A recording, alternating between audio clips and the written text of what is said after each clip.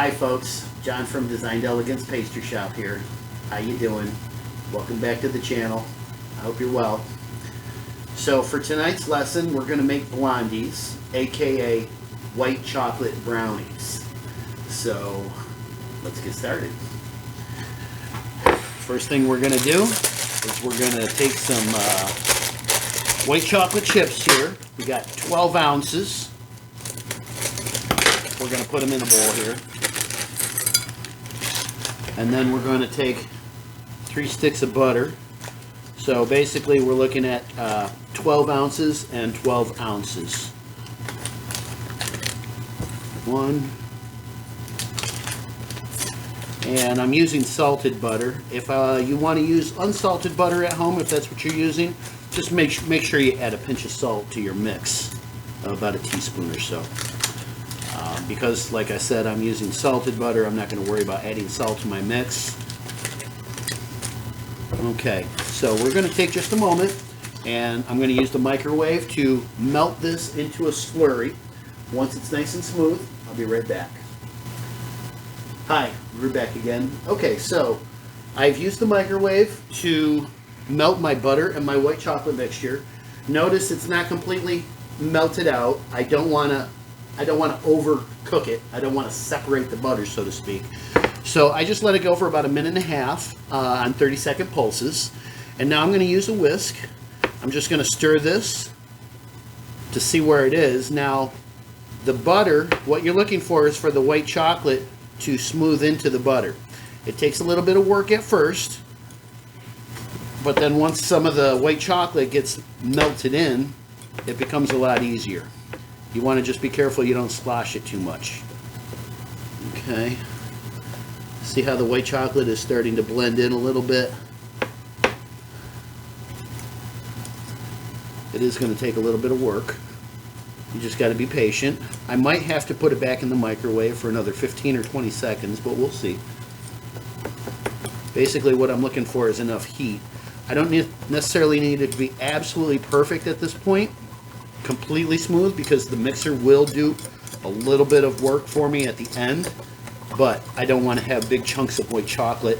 And not only that, if you have chunks of white chocolate in your mix, then that's white chocolate that's not blended throughout the mix. So, okay, I can feel just on the bottom here that pretty much all of my white chocolate is blended in. Notice it's a little frothy looking. Okay, so it does not look like separated butter. Okay, it's not clear, it's cloudy. That's what you want. Okay, so now I'm going to set this off to the side, and now I'm going to take my mixing bowl, my KitchenAid bowl. I'm going to use, 2 cups of sugar. 1, 2. All right, and now I'm going to use 6 eggs. Okay.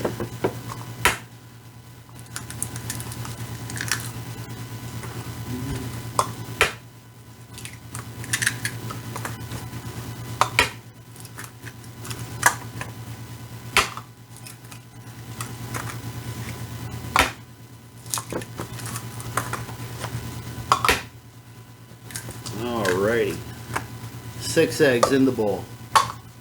Okay, set that off to the side. We don't need that anymore. Okay, now I want to put my mixer on. I'm going to use my paddle. And now what I'm going to do is just jog the mixer. Well, basically start it out on low speed.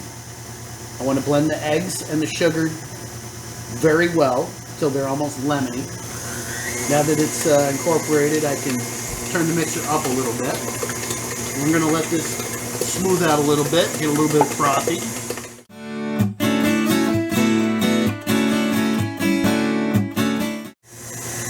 That's pretty good right there, nice and smooth.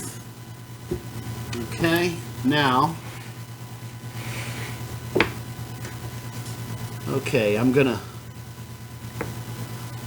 stir my butter mixture butter and white chocolate mixture. Okay. See, now this is why we didn't want to overmix it or overcook it. Okay, we don't want it to separate. It's just barely about to break right now. We don't want that. Okay, so now what I want to do is put that on low speed. And I'm going to slowly pour the white chocolate mixture in. A few moments later. It's always a good idea to scrape the bowl. So we might as well do that right now. I'm getting all the way down to the bottom. Especially the very bottom.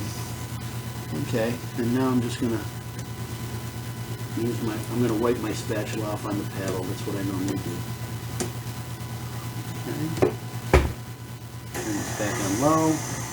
Give it another final quick mix. Oh, look how nice and frothy and smooth that is now. Okay. Oh, yeah. That's what I'm talking about. That's what we want right there. Okay, so now we want to add 3 cups of all-purpose flour. 1, 2,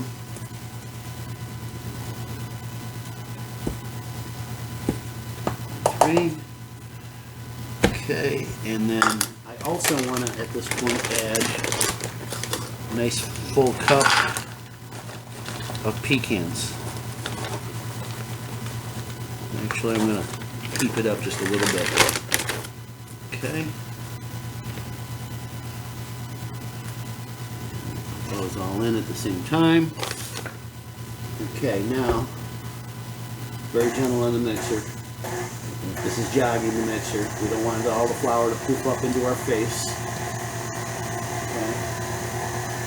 Low speed. Now the mixer's working a little bit. You can hear it. That's okay. Right now we're going to scrape again because we're going to have a loose spot down at the bottom. And see, this is what I'm talking about right here. That's very loose compared to this, which is nice and tight. So we want to bring that up.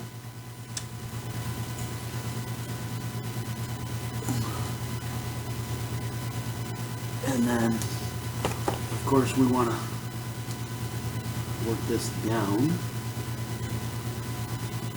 Now, basically, as with most mixes, once you have your flour into the batter, you want to mix as little as possible once you do. We want to avoid creating a gluten, and a gluten forms when you overmix. That's what makes your cookies tough. Okay. All right. Let's call that good. Okay. I don't have any kids to lick the beaters, so I'm just gonna use my finger to get all the batter. I could have brought Scarlet. Yeah, well, it's all part of the mix. We want to keep it all in there. All right. Okay, that's good. Alright, take it off the bowl, or the mixer rather. And look at that. Isn't that beautiful? It's surprising how tight and solid it looks now. After all those eggs and sugar and how loose everything was at first. Okay, so now I'm going to use my pan. What I want to do is, okay, this is a, I think, what? This is probably 13 by 19, I think, something like that. Anyway, whatever pan you have at home, okay, make sure that if you don't, I mean, basically this is going to fill this up. Okay, so if you make this batch and you only have an 8 by 8, don't try to put it in that pan. Only use half of it, or even maybe a third. I would rather use, if you had a 9 by 13, okay, that's going to be like this. Okay, so a 9 by 13, I would say 2/3 of this would be good for a 9 by 13. So, but you know, you have to just try it, see what works, and try it again. Okay. Baking is all about doing things multiple times a little bit different each time and finding the way that works best for you. Okay? So, what I did was I want to line this pan with the paper. I cut my corners here like so that I can wrap them in. I'm just going to spray the corner here, the edge. No need to spray the middle of the pan. Alright. And now we'll take our parchment paper, we'll stick it in. And now you see why I cut those corners. See? Now that fits in there awfully nice. Okay. Now this is one time it's okay to cut corners. You got that right. You can cut these corners. Okay, so now we're gonna take our batter and drop it in. Oh my. Oh, good Lord, look at that. And yum. Okay, notice I'm going down to the bottom first. Okay, because anything that's not completely mixed in, I want to cover. I want to have it right in the center so that when I go around the edges where it's tighter, it's going right on top. And then once I drop it and smooth it out, it'll all pretty much even right out, which is what you want. A nice consistent mix. Okay.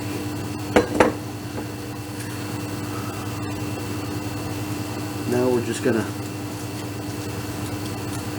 smooth it out a bit like so. Doesn't have to be perfect. Once it goes in the oven, it's all going to melt into a big puddle before it starts to bake anyway, so you don't have to worry about being absolutely perfect with it. But you want to give it every head start you can, so. Okay, look at that. Very nice. It's a little thin here, so. Hey John, one of Yes. our viewers asked a question. Okay. Say your batch of, say, gingerbread dough is a little too tight. Mm-hmm. What can you do to loosen it? To loosen it? Yeah. What would you add? Well, you can't take tight dough and loosen it, okay? You can take loose dough and tighten it a little bit by adding a little flour in your mixing and incorporating and rolling process. But once dough is too tight, you can't really do much with it. Okay. The thing to do would be to, in the next mix, just leave some of that flour out, or maybe add a little extra oil or egg or whatever the fat is, whether it be, if it's butter, maybe add a little bit extra butter, like an extra tablespoon to if your batch is like maybe 3/4 of a pound of butter, adding 1 tablespoon of butter will make a huge difference. Okay, so likewise with the oil, a little bit of oil either way is going to make a huge difference, and likewise a little bit of flour either way is going to make a big difference. So that's what I would do. Okay. Okay, so now these are ready for the oven. We're going to turn on the oven, normal baking temperature, about 350 degrees. It's going to take about 20 to 25 minutes to bake these. We're going to give them a little bit of color on the top, a little bit of jiggle, but they're going to have a little shell on the top too. So we're basically baking them like brownies. But like with brownies, you want to underbake brownies just a touch so that they're nice and gooey and fudgy. These you don't necessarily want to underbake so much. Okay, you don't want to overbake them because you don't want them to be dry. But if you underbake these, it's not the same as like a nice chocolatey fudgy gooey. Okay, this is a raw white chocolate gooey, and it's not as good. It's not as good, I don't think. But you know, everyone has their own opinion, so try it the way you like it. Okay, I'm going to turn on the oven, and we'll be back in a few minutes. Okay, well, we've had our blondies in the oven for a little while now. Let's see, it's been 25 minutes, and I did turn them about 2/3 of the way through. So, let's check and see if they're ready. Oh, look at that. Oh yeah, that's exactly what I'm looking for. Alright, we got some color. It's nice and smooth, look at that. Okay, So here's the key takeaway.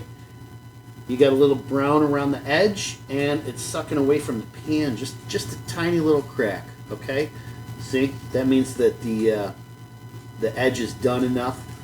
And oh yeah, little give, but not too much.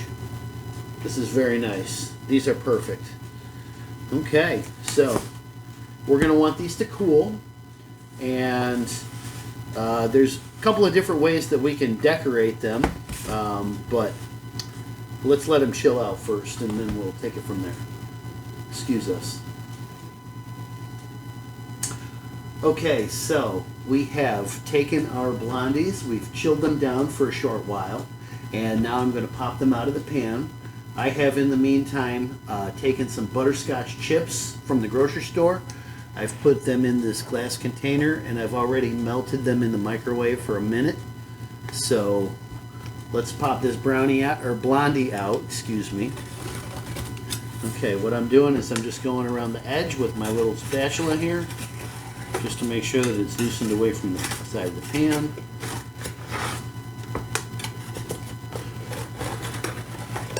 Okay, getting down to the bottom there.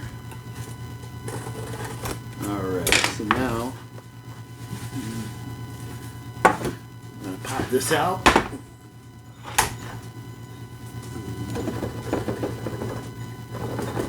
Shaker, there you go. Oh, look at that. Uh-huh. Got a nice color there. Let's take the paper off.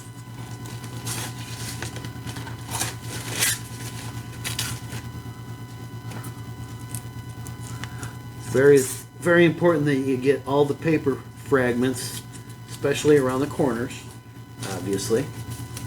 Okay, so now I'm just gonna basically get right under. Oh, gotta be careful. Flip it right over. There we go. All right, now I'm gonna use my spatula. I'm gonna stir my little chippies here.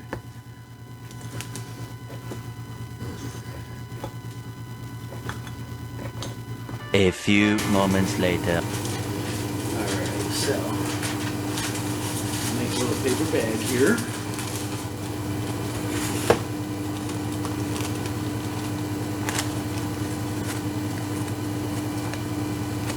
Okay. Yeah, if I try to drizzle this, it's just going to make a mess. It'll be going everywhere. So we'll just do it the old-fashioned way and pipe it out.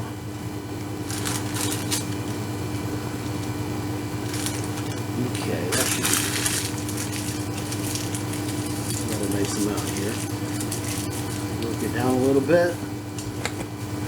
Cut our tip off. Okay.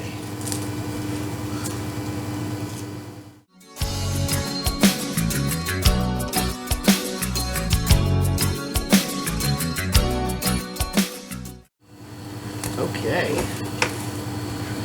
Doesn't that look nice? So, shall we?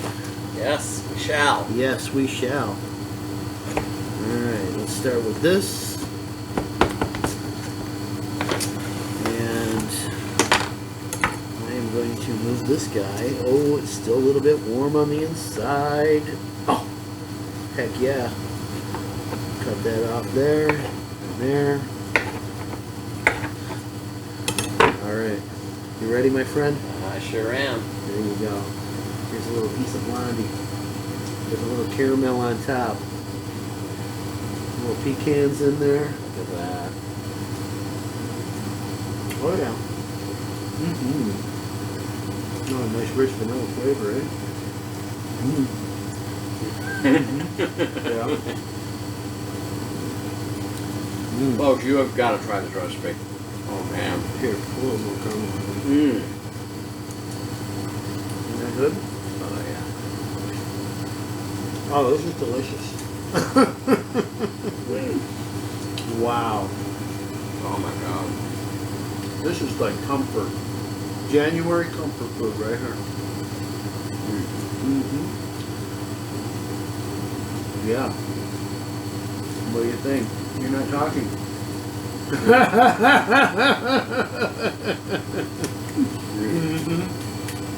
I see how it is. Wow, that's awfully yummy. I can't wait to share that with my friends and my family.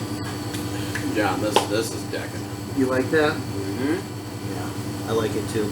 It's been a while since I've made these. I make, fudge brownies quite frequently, but Oh yeah. every now and then you gotta shake it up a little bit and make a white chocolate brownie. Mm-hmm. I love these. So, anyway, well, hope you folks enjoyed our video. I hope you've been at least moderately entertained if you didn't learn something. And hope you had a wonderful holiday. It is that time where